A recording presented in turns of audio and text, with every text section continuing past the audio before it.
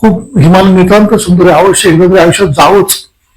पण झालं असं की त्या मावशींनी ओळख करून देताना मला त्या मावशींच्या चेहऱ्यावरचे भाव आणि सगळ्या बघून असं वाटलं की त्या मावशींच्या दृष्टीने त्यांचा जावई आणि अविनाश कांदेकर हे दोघंही समान पातळीवर होते, दोघंही हिमालयात जाऊन आलेली माणसं.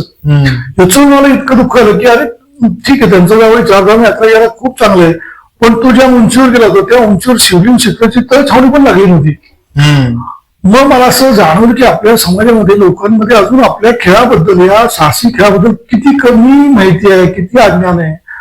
आणि मग मनामध्ये कुठेतरी विचारायला लागले की गिर्यारोहण या साहसी खेळाचा प्रचार करणं आणि त्याचं ब्रँडिंग करणं गरजेचं आहे. आपण नेमकं काय करतो, कशासाठी करतो हे लोकांना सांगण्याची गरज आहे. आणि मग काय करायचं ब्रँडिंग करायचं तर मग डोळ्यापुढे एव्हरेस्ट आलं. आणि त्याचं कारण असं होतं, एव्हरेस्ट कुणाला माहित नाही, सगळ्यांना एव्हरेस्ट माहिती, सगळ्यांना माहिती आहे, लहान मुलांनाही माहिती. एव्हरेस्ट शब्द त्याचा आपण असा वापर करतो. सचिन तेंडुलकर क्रिकेट मधलं एव्हरेस्ट आहे, अमिताभ बच्चन अभिनयातलं एव्हरेस्ट आहे, लता दीदी गायनातलं एव्हरेस्ट. एव्हरेस्ट आमच्या खेळात आहे, मग का नाही करायचं हा विचार डोक्यात आला. मी संस्थेमध्ये बोललो त्यावेळेस खूप संमिश्र प्रतिक्रिया. काही ना वाटलं एवढं मोठं चॅलेंज कसं शक्य आहे. मध्यमवर्गीय घरातली सगळी मंडळी क्लबमध्ये 2.5 कोटीचं बजेट मी सांगितलं, भारतातली सर्वात मोठी टाकली म्हणून घेऊन जायचं स्वप्न सांगितलं. होता होता बरीच मोठी गोष्ट आहे ती मी सांगितलं नाही, सगळी वेळ पूर्ण नाही.